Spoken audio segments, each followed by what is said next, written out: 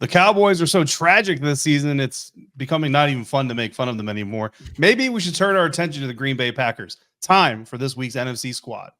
You are talking ball with the NFC Squad. From the Cowboys to the Packers, the Falcons to the 49ers, and everyone else around the NFC, it's the local experts of the Locked On Podcast Network bringing you scoops, breakdowns, and the most comprehensive preview of the upcoming weekend for hard-hitting NFC football with our harder-hitting takes. Buckle up, it's the NFC Squad, and we have a seat for you. No hurt feelings allowed. Squad up, you're part of the NFC Squad. Welcome, everybody, to this week's NFC Squad. Sit back, grab your favorite beverage, and join us as we get ready for another wild week across the NFC. Of course, we're going to be talking about the wild NFL trade deadline that came and has now went, and we're going to talk about the winners, the losers there, the biggest games around the NFC, and we're going to start off talking about some teams that are not faring so well. We like talking trash on this show, so we're gonna pick on the little guys, and we are going to talk Cowboys, but we're going to move on as well. Don't worry about that, Landon. Today's episode brought to you by PrizePicks. Go to prizepicks.com/LockedOnNFL. Use the code all lowercase LockedOnNFL to win $50 instantly when you play your first $5. Shout out to the graphics team, whoever made that intro, for putting two Washington Commanders in the intro. Love seeing Jaden Daniels and Marshawn Lattimore both representing the DMV in that video. So Ross Jackson, how you doing, buddy?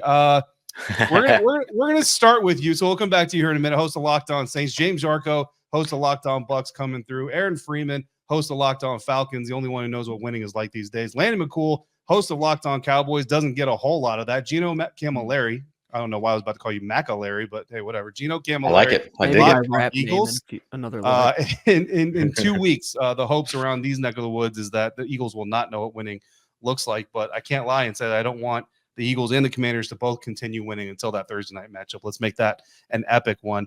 Ross Jackson, back to you. Hope you're all doing well, but let's get to the bad stuff first.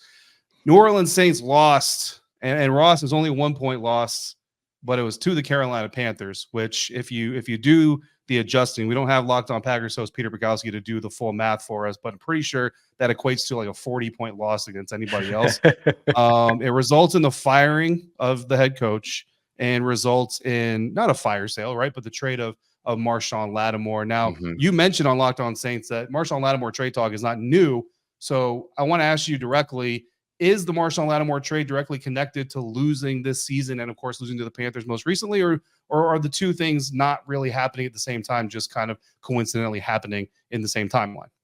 Yeah, I think that the everything that led up to the Marshawn Lattimore trade has started probably over the course of the last few years. And then when you fire your head coach and finally say, okay, this is the team that is now a rebuilding team, finally sort of accepting who they are, it opens up the door for you to be able to take advantage of that. There was a bit of division fracture between Marshawn Lattimore and the organization over the course of the last offseason, which they seemed to get patched up. But then, of course, after you fire your head coach, it's time to start to stock up draft capital and start to look at your ability to be able to kind of get ready for your future and see if you can get a bit of young talent in the building. So I think that the firing of the head coach facilitated the trading of Marshawn Lattimore, and the firing of the head coach, of course, was facilitated by the loss to the worst team in the NFL, the 1-7 Carolina Panthers. But both of those things, the firing and the trade, have been building up over the course of the last year or so. Yeah, and then again, Washington Commanders fans are through the roof to be benefactors of that. The Tampa Bay Buccaneers would love to be benefactors of that, but unfortunately they fall to the Kansas City Chiefs. It's a 6-point loss, wins overtime, the second overtime loss for James Yarko, the team that you're covering for this prestigious network. Look, I used to be on Locked On Bucks with you.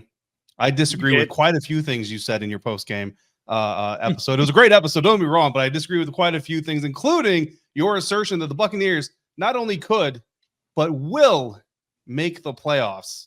James Yarko. Well, and David, you know I love you like a brother, and you are entitled to your wrong opinion. But look, this is a football team that before the season started, before they got off to this red hot start, before Baker Mayfield was being talked about as a potential MVP candidate, and the wheels have fallen off. You lose Godwin, you lose Evans, you start the season basically without Vita Vea and Antoine Winfield Jr., Kalaj Kancey, and all that.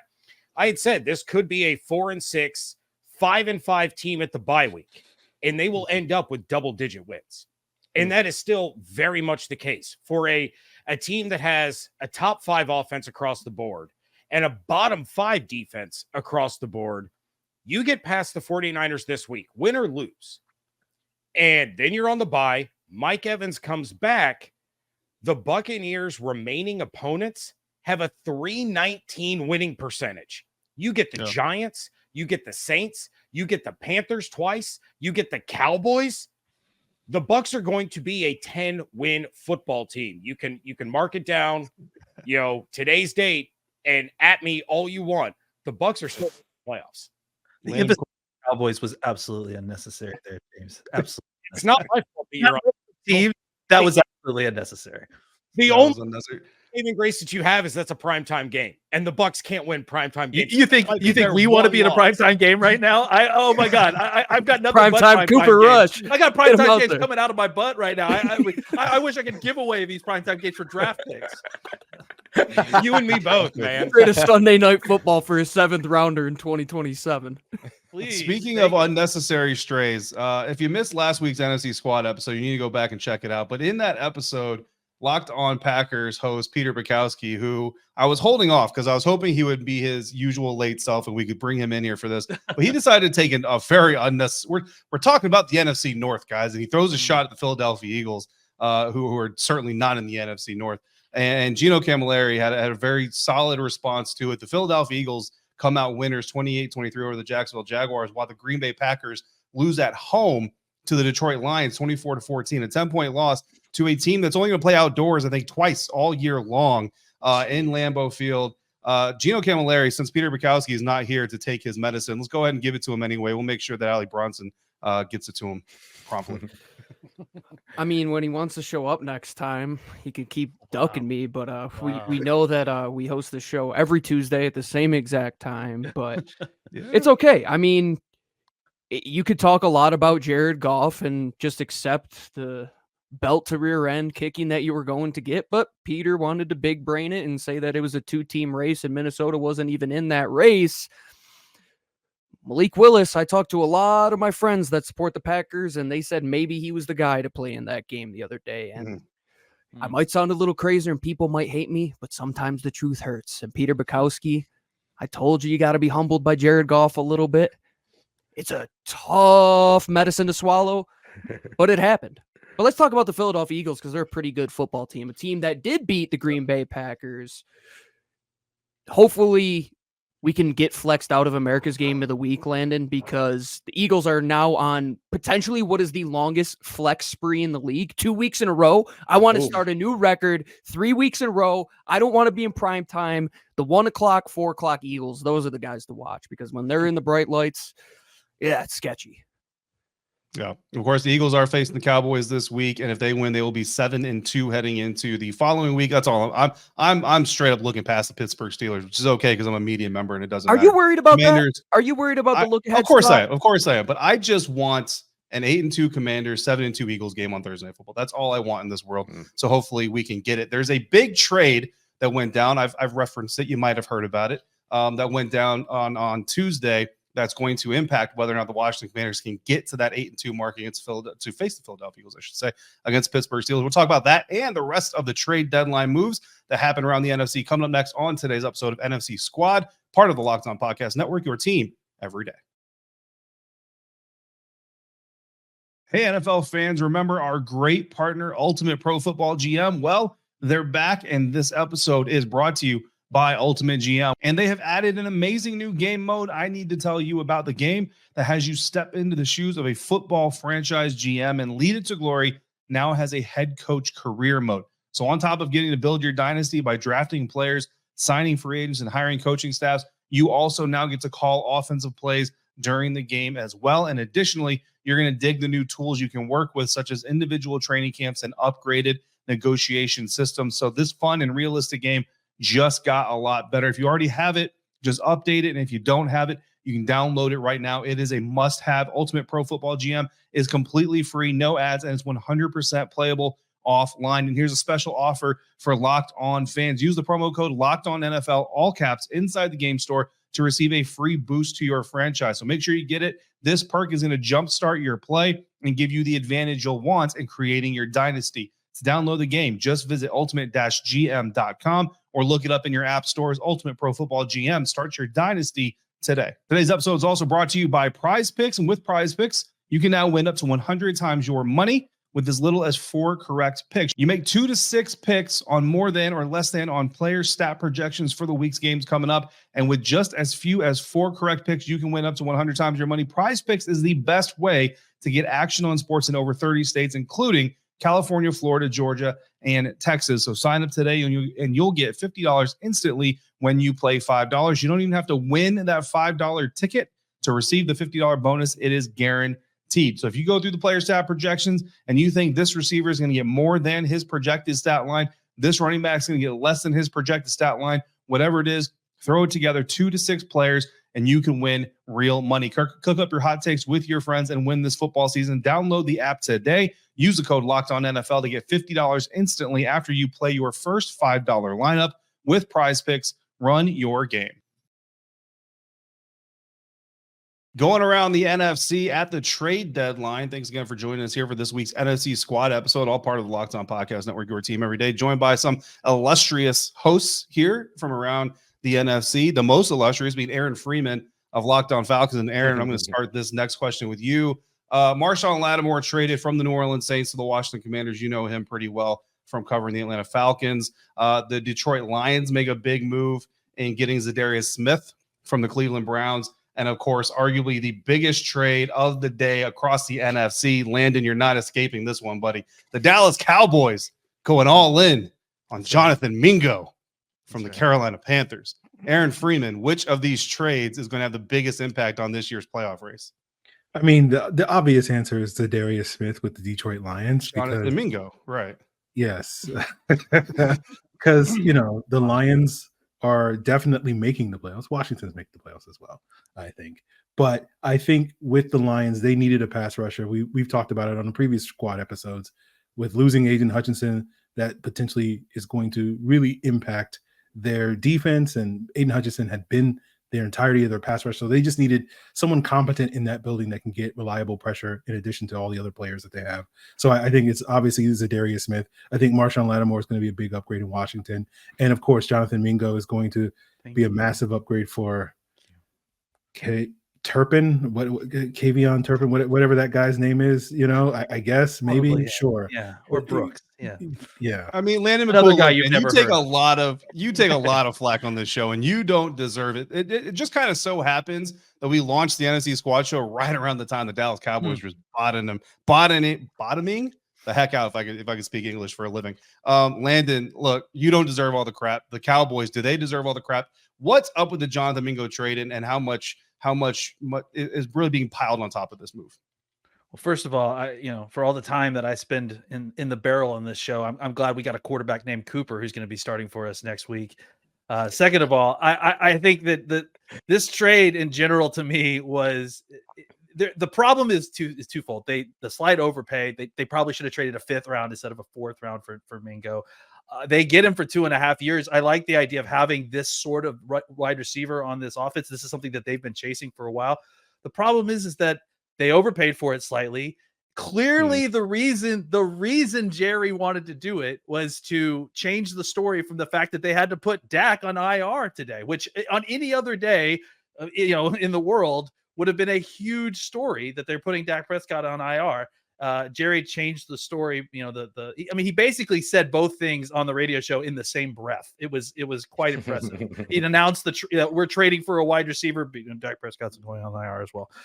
It was like it was crazy to watch. So, on some levels, I like the trade because I think you get 2.5 years of a cheap guy that you can develop. And again, this is a kind of receiver that they've been chasing for a little while, a yak guy that can really kind of complement CD, but again, they overpay for it. And the reason they probably overpay for it is because the Carolina Panthers knew that Jerry needed something to change the story, and so they made him overpay for it. So it's just another in a long list of follies that have happened seemingly in the last 48 to 72 hours that precedes a season's worth of follies. Yeah.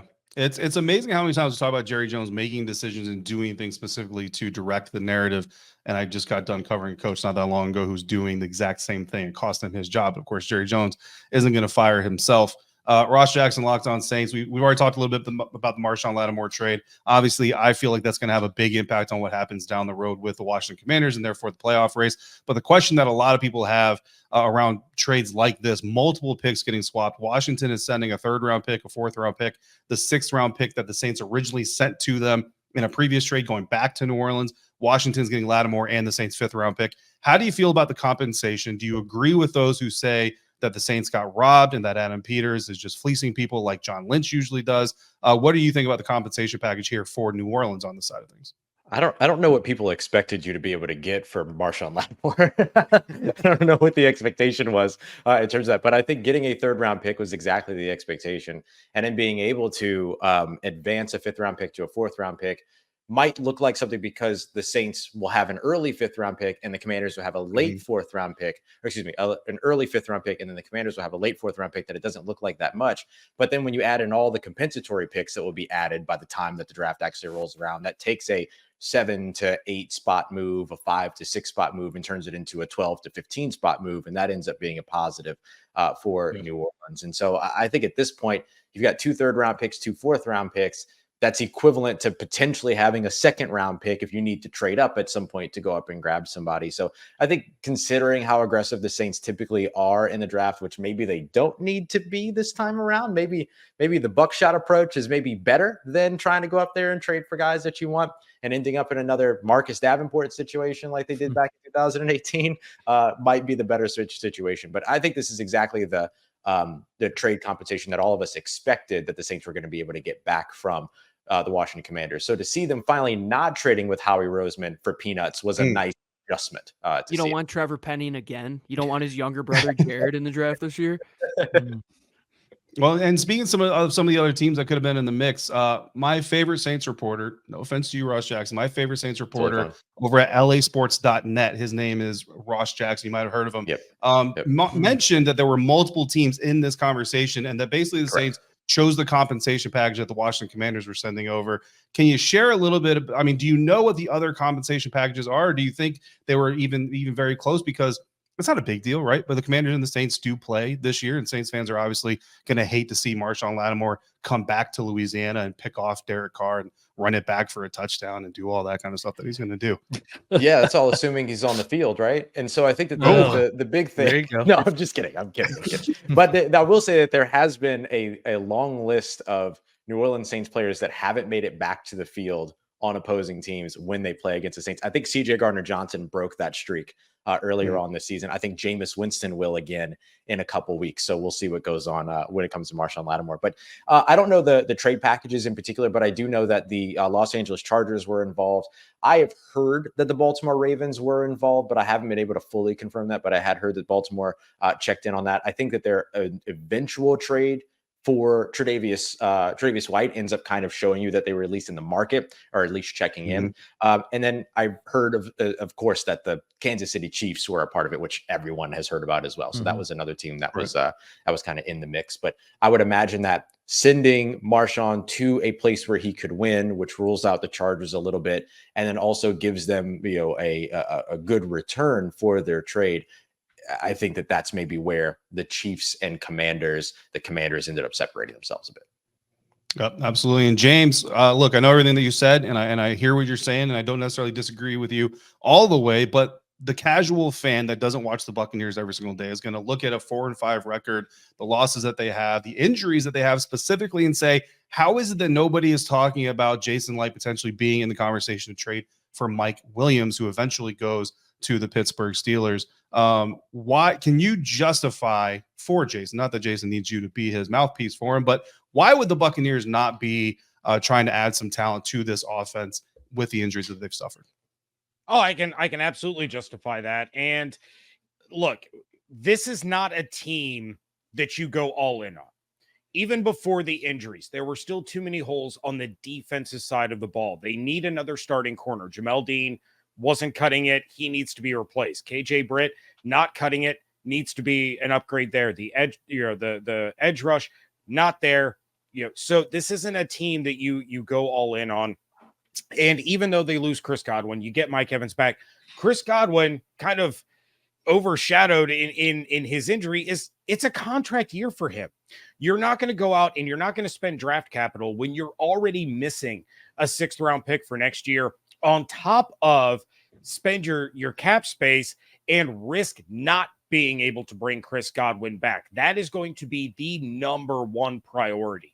So you're going to need all that draft capital to supplement the roster, and you're going to need that money to give to Chris Godwin to make sure he doesn't go anywhere, because before he left, he was the engine that drove this offense. He was the guy leading the league in yak. He was the guy leading the league in receptions, and he was just absolutely dominating. So that's why Jason Light doesn't go all in for this year to go get a Mike Williams or to get a single piece on defense, because to use your own words against you, David, this is a team that is going to make the playoffs, not necessarily a playoff team. That is something I love to talk about every playoff year. Oh man, I'm not going to get into that here though. What we are going to get into is the top games in the NFC this weekend, including James Yarko's Tampa Bay Buccaneers hosting the San Francisco 49ers. James says the Bucs don't need a win. The 49ers absolutely need a win. So we need to make that make sense somehow, and how that lives in today's dichotomy of the NFL. I don't even know if that's the right word, but we're going to talk more about it coming up next on NFC Squad, part of the Locked On Podcast Network, your team every day. Today's episode is also brought to you by FanDuel. Get ready to tackle all of the NFL action with FanDuel, America's #1 sportsbook, because right now, new customers can bet $5 and get $150 in bonus bets if you win. The FanDuel Sportsbook app gives you everything you need to place live bets on the NFL all in one place. You can make your bets pregame, but you can also make them in-game. As you're sitting there watching your favorite team and you get a feel for the game flow, you might get a little bit of a hunch in the middle of that game. If you want to put some action on that hunch, go to FanDuel, check out the latest stats, view the play-by-play, and so much more on the exact same page in the exact same app. You can place your bets. Just visit FanDuel.com today to join, and you'll get started with $150 in bonus bets if your first bet of $5 wins. That's FanDuel.com. Never waste a hunch. Make every moment more with FanDuel, an official sportsbook partner of the National Football League. Looking at the biggest games this weekend in the NFC to conclude today's episode of NFC Squad. Multiple examples in this episode of why it's ridiculous that I get paid to speak.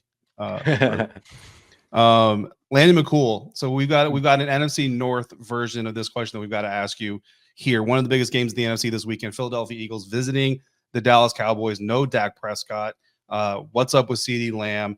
And is the NFC East a 2-team race? Yeah, it sure feels like it right now. I mean, it's hard to deny that. As far as the NFC East being a 2-team race, as far as CeeDee Lamb, I think they got a mostly positive review from what I've heard. I think we'll know more tomorrow, probably when the first practice reports come out. I would, listen, as a fan, I'm hoping that they play this safe with him. There's no reason to get him long-term injured in this situation. I understand that this is obviously a huge game, but it's feeling more and more like these huge games aren't so huge for what the Cowboys season looks like moving forward. So you got Cooper Rush, probably, likely until Christmas, and so there's not a reason to completely rush back CeeDee Lamb. So I think there's a likelihood that he could play, but I do hope that the Cowboys kind of take a more cautious approach to some of these situations. Micah Parsons included. Mike is slated to come back this week, and if he isn't close to 100% or cleared at a very high bar, I hope they don't rush him back, because we just don't need a situation where they get injured in another spot trying to overcompensate for something that they haven't recovered from. Yeah, and Gino, on the other side of this thing, man, the Eagles are favored by a touchdown on the road. That kind of tells you which direction each of these teams are going. I don't know how you and Louie have been talking about, or how much you've talked about it on your show, but even though the Eagles are winning, there's still some angst about Nick Sirianni, your head coach, that we've talked about extensively. And a lot of people say they're winning in spite of him, not because of him or not even with him. So in that vein, no Dak, potentially, no other Dallas Cowboys stars. Dallas Cowboys are as close to the basement of the NFC East right now that you can get without tripping over the New York Giants. Is this a must-win scenario for Nick Sirianni? Not for the Eagles, but for Nick Sirianni. And is it important that not only do the Eagles make good on the 7-point spread, but that Nick Sirianni makes good on getting that win? I think we've reached the point of no return that he's not going to get fired during the season, and they're just going to have to continue to go upstream with a couple holes in their boat, and they're taking on water and having to throw that water out of the boat. But if they somehow lose to the Dallas Cowboys this week after almost blowing that game against the Jacksonville Jaguars, where we have a real problem with officiating. If any of you guys saw the Saquon fumble return for a touchdown where Saquon got tripped by his shoelaces, but apparently there's a new rule that if you stumble and hit one of your own guys before you go down, that's not down by contact. So welcome to the world of NFL officiating. But I got to ask you guys this right now. Since we've been doing this show for so long, we've never had a repeat in the NFC East in terms of a winner. Let's say it right now. What year do we see a repeat winner in the NFC East? It'll never happen. The NFC East will disband before it happens. we're gonna see conference realignment. Conference realignment is gonna happen before it happens again. There's just something. There's some sort of curse. I don't know what's going on. It really is unbelievable, especially because this year you see the Dallas is not even kind of in this race, and regardless, you're going to get a new winner out of either Washington and the Philadelphia Eagles. But I will say this, guys, the middle class of the NFC. It blows the doors off of what the AFC is bringing to the table with the Broncos right now. I mean, we're talking about Yarko's Bucks potentially being a wild card team. All of the teams besides Green Bay and Chicago in the NFC North being a potential playoff team. The middle class, I don't know. What if Dallas squeaks out a couple games? What happens there, Landon? Then does Jerry, is he got Cooper Rush, Dak Prescott quarterback controversy next year if that's the case? I mean, you got to throw in because Trey Lance is going to get thrown in here at some point too. Oh, so boy. let's just When make does that happen? make this a party. Yeah. I don't Trey know. Lance season. Take Trey the Lance wheels is the off. independent. Take He's the our wheels Ralph off and Nader, go, in this baby. whole it's time. Green All Party speed, Trey full Lance. speed ahead. Let's try it all. dude. Libertarian Lance. Honestly, I won't be surprised if they use Trey Lance in situations where it's not Cooper's not hurt. So And as far as the other thing goes, of course, it would be the most Cowboys thing to start winning now, right? Cooper Rush was what I think 5-1 as a starter so far in his career, so far with the Cowboys. So I mean, and he's beaten the Eagles before, so it's not like it's completely. That's what I'm saying. Yep. So I just don't expect it to happen. But again, the ball is oblong; it bounces weird. This is a weird sport and a weird league, and so who knows, man. Yeah. I mean, if there is a situation where a team could start winning and continue getting bashed, this would be it for the Dallas Cowboys to win with Cooper Rush after paying Dak Prescott. Another big game in the NFC East this weekend. We've already kind of mentioned it here. Pittsburgh Steelers at the Washington Commanders. And Aaron Freeman, I want to ask you. So again, Marshawn Lattimore going to the Washington Commanders. Mike Williams going to the Pittsburgh Steelers. They also got another pass rusher from the Green Bay Packers that we're not going to talk about because Peter Bukowski's a coward. Steelers at Commanders. Aaron Freeman. The Commanders are 3-point home favorites. How do you see this game unfolding on paper, obviously, right? And how much of an impact in their first week with their new teams can Mike Williams and Marshawn Lattimore really be expected to make? Well, last week I tried to go bold on my prediction of predicting the Giants upset because I had to say something wild because of what Gino had to say at Peter and his bold prediction. Tough to follow up on I it. feel last week I was pushing the Cliff Kingsbury can't get the job done after week 8 agenda. And, I don't want to fall off the bandwagon, but I think this will be a great challenge to see what Cliff can throw at this Pittsburgh Steelers defense. This Washington offensive line was expected to be a disaster going into the season. It has been anything but that at this point in the season, but it is going to be a very big challenge to face that Steelers front. And now they add Preston Smith to the mix as well from the Green Bay Packers. So I just look at it. It's like you just need some Jaden Daniels magic, and you got it a couple of weeks ago.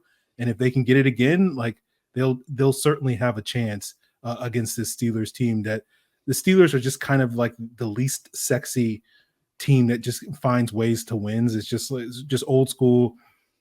defense and and again, maybe I'm jaded because Arthur Smith is doing a pretty solid job up there, as opposed to what he was doing in Atlanta the last couple of years. So maybe I'm a little biased, whether it's the Cliff Kingsbury agenda or the Arthur Smith agenda or whatever. But yeah, I think Washington will definitely have a chance, and we'll sort of see which agenda wins out on Sunday.